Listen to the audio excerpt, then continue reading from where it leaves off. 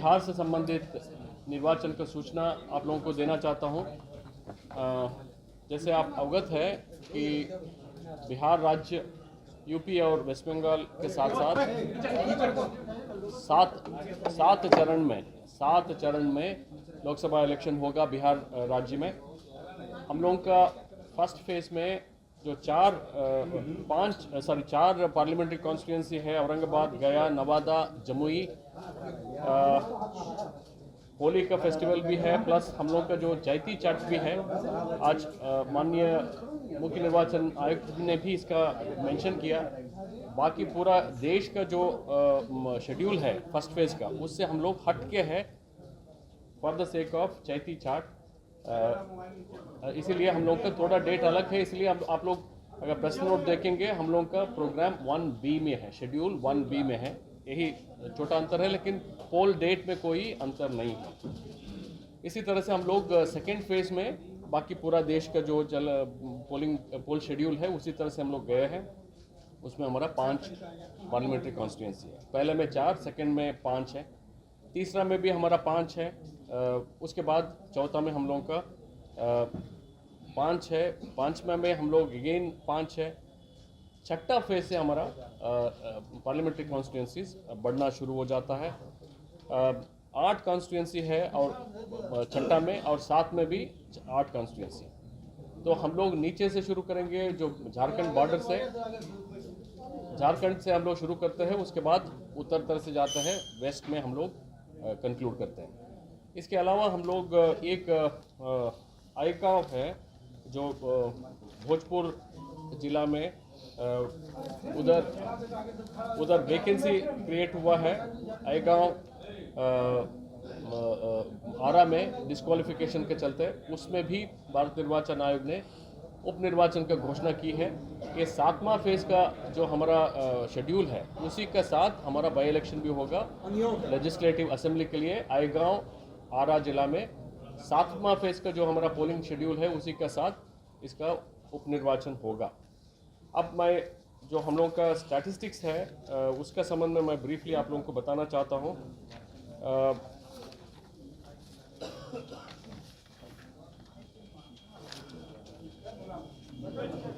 देखिए, अभी हम लोगों का आज के डेट में 7 करोड़ 67 लाख मतदाता है, जिसमें 4 करोड़ 1 लाख पुरुष मतदाता है, 3 करोड़ 65 लाख महिला मतदाता है, 2208 थर्ड जेंडर है, और इस प्रकार हम लोग का कुल मिलके 7 करोड़ 67 लाख है हम लोग का कुल मतदाताओं का संख्या। जेंडर रेशियो में बहुत इम्प्रूवमेंट हुआ है। अभी आज के डेट में हम लोग 911 पर पहुंच गया है। 2011 का सेंसस के मुताबिक बिहार राज्य का सेंसस रेशियो 918 था। हम लोग धीरे धीरे उस फिगर पर हम लोग पहुंच रहे हैं।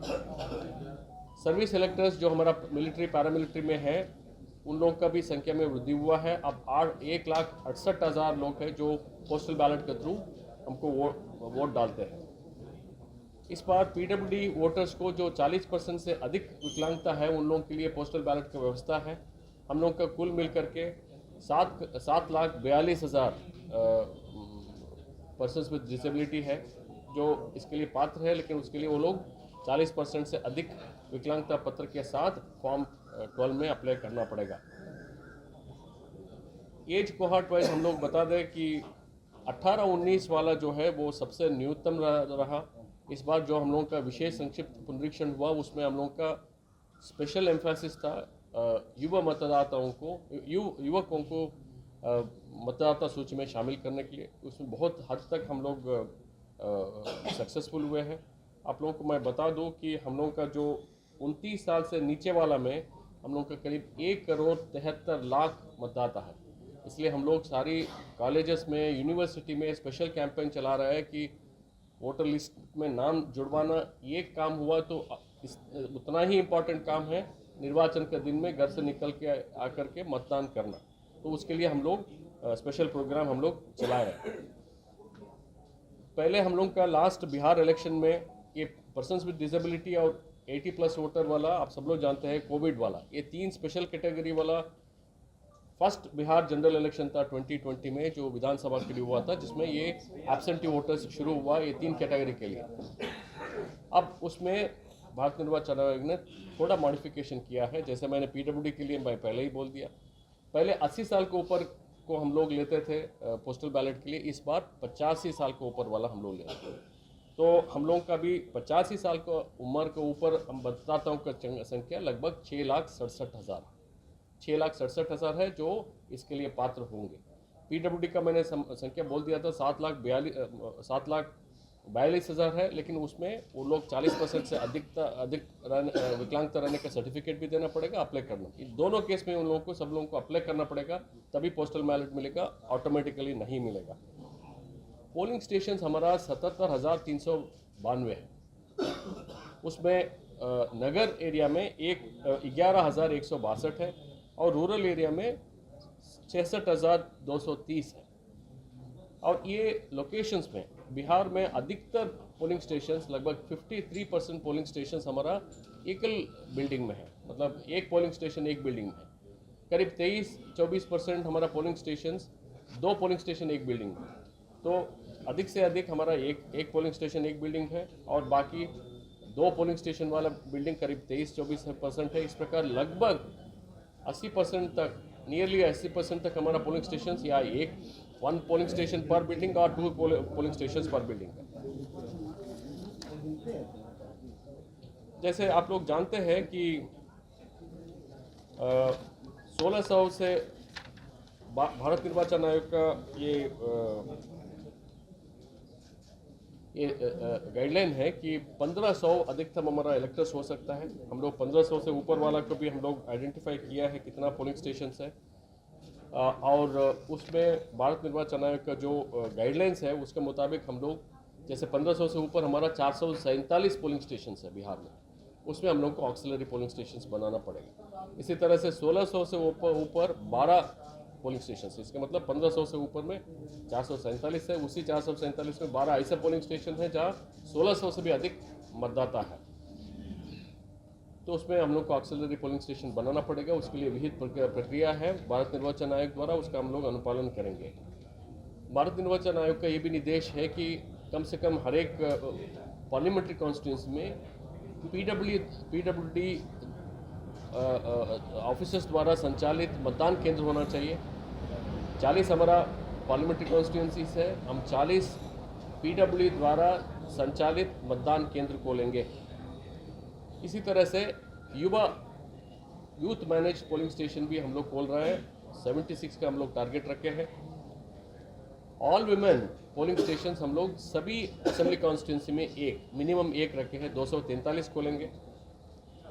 हम लोग के 40 पार्लियामेंट्री कॉन्स्टिट्यूंसीज में 18 पार्लियामेंट्री कॉन्स्टिट्यूंसी में 35 ऐसे एक्सपेंडिचर सेंसिटिव कॉन्स्टिट्यूंसी को हम लोग आइडेंटिफाई किया। 35, 243 जो असेंबली कॉन्स्टिट्यूंसी है उसमें 35 हमारा एक्सपेंडिचर सेंसिटिव कॉन्स्टिट्यूंसी जो विगत चुनावों में जो सीजर हुआ, पिछले 1 साल में जो सीजर हुआ, दारू हो, कैश हो, कोई इलेक्टोरल ऑफेंस हो, ये सब को देखते हुए ये फर्स्ट कट है। डीएमएसपी लोग मिलकर के 35 ऐसे असेंबली कॉन्स्टिट्यूंसीज को आइडेंटिफाई किया जो 18 पोलिंग स्टेशन 18 पार्लियामेंट्री कॉन्स्टिट्यूंसी में आता है जो एक्सपेंडिचर सेंसिटिव है। भारत निर्वाचन आयोग का ये भी निर्देश है कि हर एक असेंबली कॉन्स्टिट्यूंसी में हम लोग को कम से कम 3 फ्लाइंग स्क्वाड बनाना चाहिए। आप अवगत है कि सी विजिल एक ऐप है इलेक्शन कमीशन ऑफ इंडिया का जो विजिलेंट सिटीजन बोलता है। कोई भी मतदाता नागरिक अगर एमसीसी का वायलेशन हो रहा है तो तुरंत उसमें कंप्लेंट दर्ज कर सकता है। उनका डिटेल्स, उनका नाम, नंबर, ये सब 100% सीक्रेट रखा जाता है। 100 मिनट्स के अंदर में उसमें कार्रवाई होना, ये तभी संभव है जब हमारा फ्लाइंग स्क्वाड जाके उसमें टाइम शेड्यूल फिक्स्ड है, 25 मिनट में ये करना, 25 मिनट में ये करना, बाकी 50 मिनट में क्या करना, ये सब हम लोग शुरू कर दिया है। अब मॉडल कोड ऑफ कंडक्ट लागू हो गया है। हम लोग का पहले 24 घंटा में जितना गवर्नमेंट बिल्डिंग पर poster, banner, flex, wall writing ये सब है, ये हम लोग हटवा देंगे। अगली 24 आवर्स में जो पब्लिक बिल्डिंग का तात्पर्य ये है कि सरकारी काम के लिए हम लोग कोई इवन निजी बिल्डिंग भी अगर भाड़ा पर लिया है उसको पब्लिक बिल्डिंग ही माना जाएगा। तो उस बिल्डिंग पर जो भी इस तरह से ग्राफिटी है, पोस्टर है, बैनर है वो सबको भी हम लोग हटा देंगे। और लास्ट 24 आवर्स में हम लोग जितना प्राइवेट बिल्डिंग पर लगा हुआ है उसको भी हटाएंगे। किसी भी व्यक्ति, कैंडिडेट हो, पॉलिटिकल पार्टी हो, प्राइवेट बिल्डिंग्स पर बैनर लगाने के लिए, झंडा फहराने के लिए उस ओनर का परमिशन लेना अनिवार्य है। जब भी हम लोग हमारा ऑफिसर्स जाके चेक करेंगे, पार्टी वाले हो, कैंडिडेट वाले हो, उसको दिखाने के लिए सक्षम रहना चाहिए कि देखिए ये ओनर से हमको परमिशन मिला हुआ। बिना ओनर का परमिशन का कोई भी आदमी, कोई भी पार्टी अपनी प्रचार प्रसार का सामग्री प्राइवेट प्रॉपर्टी पर नहीं लगाया जा सकता। ये संक्षिप्त रूप से आज के लिए ये है। कोई क्वेश्चन? हाथ उठा लीजिए। एक करके ले लेते हैं। के अनुसार ही इसको चरणवार रखा गया है, सेम टू सेम। तो इस बार पिछली बार से क्या आप अलग करने जा रहे हैं, जो ताकि मतदाताओं को नहीं, आपको बता, देखिए पिछली बार महिलाओं का 4% बढ़ा था। नहीं, इस बार देखिए हम लोग ऑल इंडिया लेवल पे सर 10वें स्थान पे रह गए थे। 10वें स्थान पर नहीं है। लास्ट पूरा भारतवर्ष में आप जम्मू एंड कश्मीर को हटा देंगे तो सबसे लोएस्ट मतदान बिहार में हुआ था। इसको हम लोग को बढ़ाना है। ऑल इंडिया एवरेज 67.4 है और बिहार में 57.3 है। इसलिए हम लोग को बहुत बड़ा छलांग मारना है। इसके लिए हम लोग असेंबली कॉन्स्टिट्यूंसी वाइज आइडेंटिफाई किया है कौन कौन पोलिंग स्टेशन है जो हमारा एवरेज को नीचे कर रहा है। वो सब पोलिंग स्टेशंस को आइडेंटिफाई करके स्पेशल स्वीप प्रोग्राम कर रहा है। आप लोगों का माध्यम से हम अपील करना चाहते हैं, अपील करते रहेंगे आप लोगों से, तो लगातार हमारा मुलाकात होते रहेगा। जब तक लोग बाहर आके वो मतदान नहीं करेंगे हमारा लोकतंत्र सुदृढ़ नहीं रहेगा। बगल वाला बंगाल में 80% के आसपास में मतदान होता है और कोई रीज़न नहीं है कि क्यों बिहार में इतना कम होना चाहिए। जो भी कैंडिडेट्स जिनका क्रिमिनल एंटीसीडेंट्स है उसके लिए नो योर कैंडिडेट नाम के एक ऐप बना है जिसमें आपको सारी डिटेल्स मिलेगी। इसके अलावा माननीय उच्चतम न्यायालय का आदेश का आलोक में सारी कैंडिडेट को भी 3 बार इलेक्शन उनका कैंडिडेट फाइनलाइजेशन के बाद 3 बार उनको न्यूज़पेपर में, टीवी का माध्यम से बताना पड़ेगा उनके खिलाफ क्या क्या केसेस हैं। इसी तरह से इलेक्शन पॉलिटिकल पार्टी को भी अनाउंस करना पड़ेगा क्यों हमने इसी कैंडिडेट को चुना जबकि बाकी कैंडिडेट्स था जिनका क्रिमिनल बैकग्राउंड्स नहीं था। ये भी 3 बार उनको अनाउंस करना पड़ेगा, अपनी वेबसाइट पे भी डालना पड़ेगा। ये फैसिलिटी अवेलेबल है, अभी भी अवेलेबल है। सर एक इसी से जुड़ा हुआ है कि MP MLA कोर्ट में अभी तक कितना मामला पड़ा हुआ है। नहीं, ये डिटेल मेरे पास नहीं है। बुजुर्ग मतदाताओं को पोलिंग स्टेशन तक ले जाने के लिए कोई प्रबंध? यस, ये प्रबंध करेंगे। 24 घंटे के अंदर total railway station, petrol pump से और PDS के दुकान से मोदी की तस्वीर हट जाएगी। पीएम मोदी। हाँ, ये बड़ा सवाल है सर। आपको बोला मैंने, जो गवर्नमेंट प्रॉपर्टी है उसमें 24 घंटा लेकिन नहीं आ रहा हूँ मैं, अगले 24 घंटा मतलब 48 घंटा टाइम है। जो प्राइवेट प्रॉपर्टी है लेकिन पब्लिक पर्पस के लिए यूज़ हो रहा है उन लोगों के लिए सेकेंड डे एंड तक टाइम है, उससे भी हटना पड़ेगा। और थर्ड में हम लोग का प्राइवेट प्रॉपर्टी। पटना का जितने भी वाल है वहाँ पे हर जगह नीतीश कुमार की तस्वीरें लगी है। मैं आपको बता रहा हूँ, आप हटाइएगा या वो पार्टी हटाएंगी? ऑलरेडी उन लोग डिस्ट्रिक्ट एडमिनिस्ट्रेशन सूचित कर दिया है कि भाई आपको हटाना पड़ेगा, नहीं तो सरकार का हम लोग का जो एडमिनिस्ट्रेशन का काज से हटाया जाएगा उसका पैसा रिकवर कर दिया जाएगा। आपने कहा था कि कुछ अलग से पोलिंग स्टेशन बनाए जाएंगे। किसके लिए? महिलाओं के लिए स्पेशल आपने कहा था कुछ पोलिंग स्टेशन बनाए गए। नहीं, देखिए वो तो बाई इलेक्शन में हमने ट्राई किया था और बहुत सक्सेसफुल भी हुआ था। इस बार ऐसे कोई प्रोग्राम नहीं है। हमने ये बोला आपको कि हर एक असेंबली कॉन्स्टिट्यूंसी में महिला, सभी प्रिसाइडिंग ऑफिसर, पोलिंग ऑफिसर 1, 2, 3 सभी महिला, इंक्लूडिंग जो पुलिस है उधर सिक्योरिटी में जो रहेंगे वो भी महिला रहेंगे। मतलब कंप्लीटली महिला द्वारा संचालित पोलिंग स्टेशन है। बहुत बहुत धन्यवाद। ये जो आपने बताया कि 35 ऐसे क्षेत्र चिन्हित किए गए हैं जहाँ खर्च के हिसाब से या मनी का फ्लो ज़्यादा हो सकता है वहाँ पर, उनके लिए क्या आपने? नहीं, देखिए उनके लिए भारत निर्वाचन आयोग ने भी स्पेशल एक्सपेंडिचर ऑब्जर्वर भेजेंगे। हम लोग उधर ज़्यादा फ्लाइंग स्क्वाड बनाएंगे, ज़्यादा सतर्क रहेंगे। अभी तो उसका फिर रिवाइज होगा ना, कैंडिडेट कैसे खड़ा किया गया है, कौन सा आया है, उस पर ये रिवाइज होते जाएगा। अभी फर्स्ट कट है, इसलिए मैं पहले ही बोला 35 असेंबली कॉन्स्टिट्यूंसी जो हम लोग आइडेंटिफाई किया है, भाई इधर दारू, पैसा, ये सबका फ्लो ज़्यादा हो सकता है, वो 35 आइडेंटिफाई किया।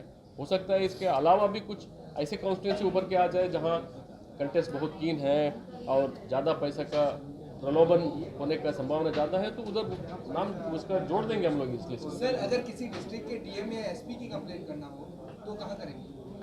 हमको करेंगे, आपको करना है तो क्या करेंगे। कौन से प्लेटफॉर्म आपको क्लैरिटी चाहिए। आदरणीय चुनाव आयोग ने अभी भी कहा है 20 घंटे पहले कि जो भी पदाधिकारी 3 साल से लगातार सेम पोजीशन पे सेम ऑर्गेनाइजेशन में पोस्टिंग है उनको ट्रांसफर किया जाएगा, ठीक है। तो क्या ये सत्य है कि जो भी 3 साल से लोग जमे हुए हैं एक जगह पे उन्हें ट्रांसफर कर दिया जाएगा? All district magistrate have been clearly Yes, instructed, complied, and report has also been sent to the Election Commission of India. बहुत धन्यवाद।